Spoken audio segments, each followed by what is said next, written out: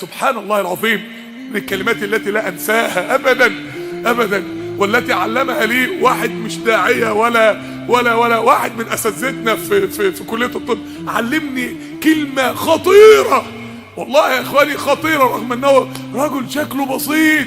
قال لي: يا ابني، اذا كان المنع من عند الله فهو قمه العطاء.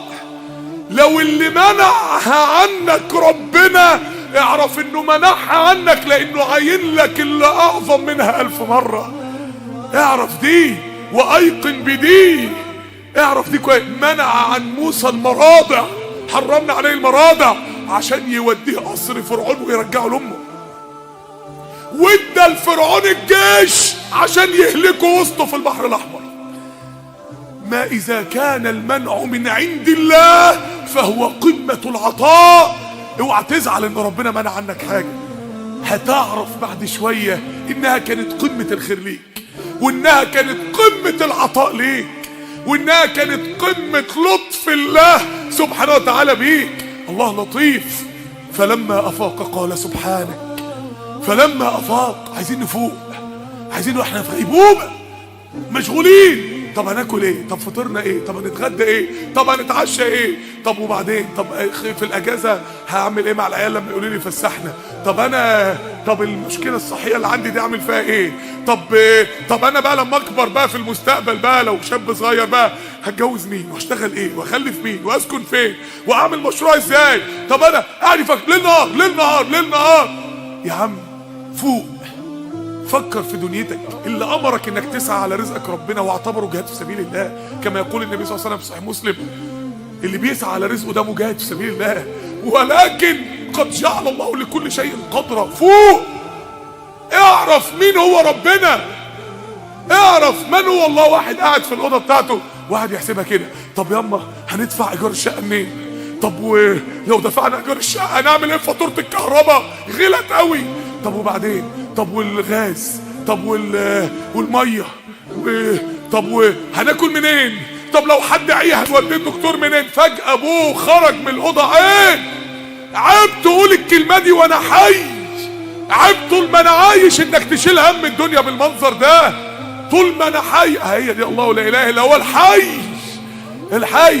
انت شايل هم كل حاجه، وربنا بيقول لك انا ممكن اشيل عنك كل حاجه، بس اجعل همك هو الله، يكفيك الله هم كل شيء.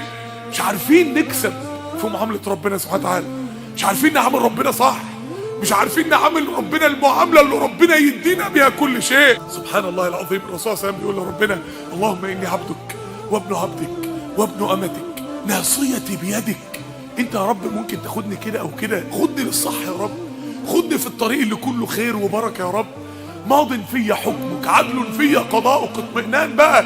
اسألك بكل اسم هو لك، اسألك بكل اسم هو لك. الاسماء الحسنى دي مش بتاعت حد غيرك، ذلك بان الله هو الحق، هو اللي بحقه حقيقي يقدر. فربنا بيقول لك الوحيد الفعال في الكون هو الله، امال الباقي خيالات مآتة سراب. هل يتعلق الغريق بالغريق؟ زي واحد غلبان ومسكين وبيشحت، راح لواحد غني قام مديله 1000 جنيه، فالتاني وصل متأخر فلقى التاني اللي هو بيشحت في ايده 1000 جنيه، فقعد يقول له: ابوس ايدك اديني، ابوس ايدك. يا ابني ده هو زيك رايح بيشحت، روح للي اداله. مش تقف على باب المخلوق اللي زيك، اقف على باب اللي اداه، وهو ربنا وربكم. يعني ايه يا عم؟ اللي اداكوا يدينا.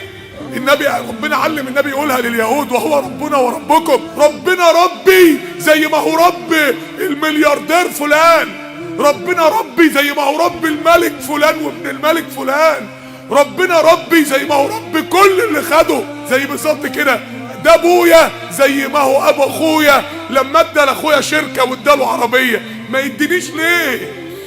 طب ما تروح بقى تقف على بابه، ما تروح تقرب منه بقى، ما تعرف مصلحتك مع مين. اي انسان هيجي يساعدك في مشكله هيجي في لحظه ومش هيقدر، هيقع. الوحيد اللي يقدر معاك للنهايه هو ربنا سبحانه وتعالى.